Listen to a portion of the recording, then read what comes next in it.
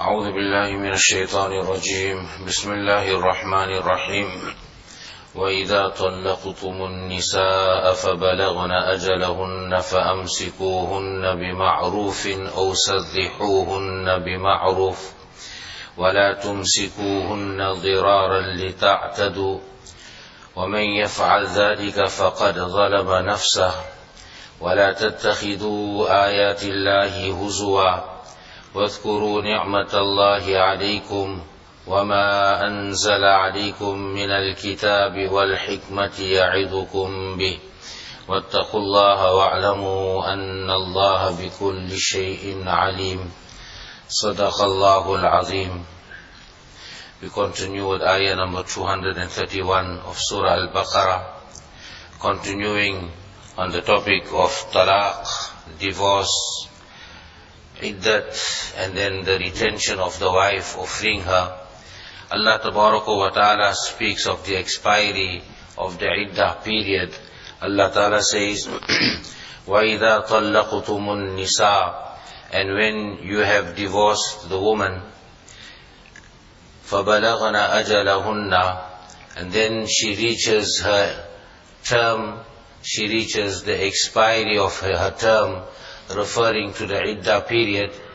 Now we've discussed this several times, that here Allah Tabaraka wa Ta'ala's reference is towards the talaq raj'i, where a person said to his wife very clearly, it was unambiguous, there was no need for any form of interpretation that I have divorced you. Now she goes into iddah. The iddah period for a woman who menstruates will be 3 menstruations, and if she does not menstruate because of old age or young age, then it will be 3 months. If she was pregnant, then it will be at the term of the pregnancy when she gives birth. So now this period is now coming to an end. We are towards the end of this period. Allah subhanahu wa ta'ala says, فَأَمْسِكُوهُنَّ بِمَعْرُوفٍ أَوْ سَرِّحُوهُنَّ بِمَعْرُوفٍ, then retain her بِمَعْرُوفٍ, in an amicable way, in a known way, according to the Sharia, or then you release her in an amicable way, according to the Sharia. It was the habit of some of the people in paganism, and this then came into Islam, as we find in one hadith from Sayyidina Abu Musa al-Ash'ari radiyallahu ta'ala anhu, the Rasulullah sallallahu alayhi wasallam was very annoyed with a group of people, that what they used to do was they would give the talaq, they would institute the talaq, then the woman goes into the iddah period, and then as the iddah period begins to terminate, it comes towards its end, then they will retain the wife, and then again they will give a talaq, and again the woman has to go through this whole process of the iddah, and then again they would divorce the wife, they would give the talaq, and this would continue, and hence Rasulullah sallallahu alaihi wasallam became very annoyed. But here more important was that Allah Tabaraka wa Ta'ala is giving the 2 options.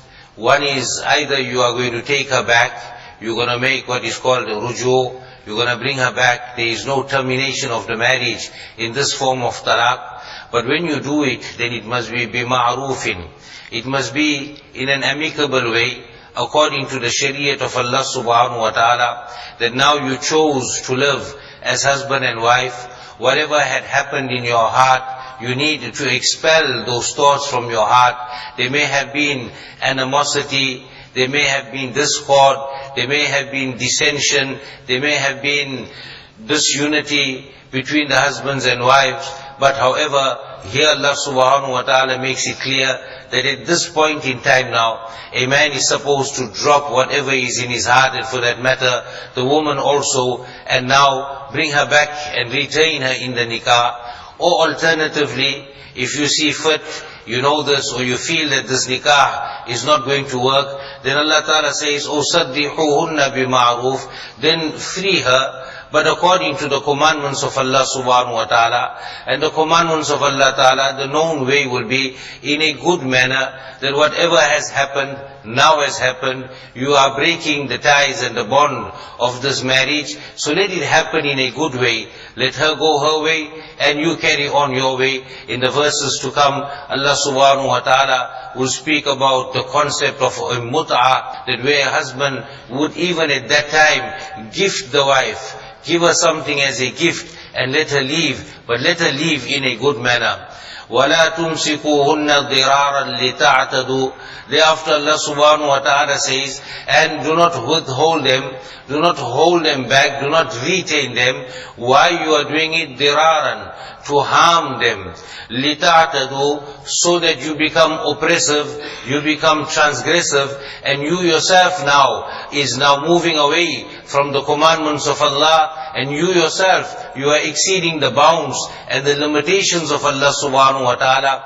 This is Allah is speaking about after the talaq has been instituted, and it was a talaq raj'i. But sometimes we find the opposite also, that there is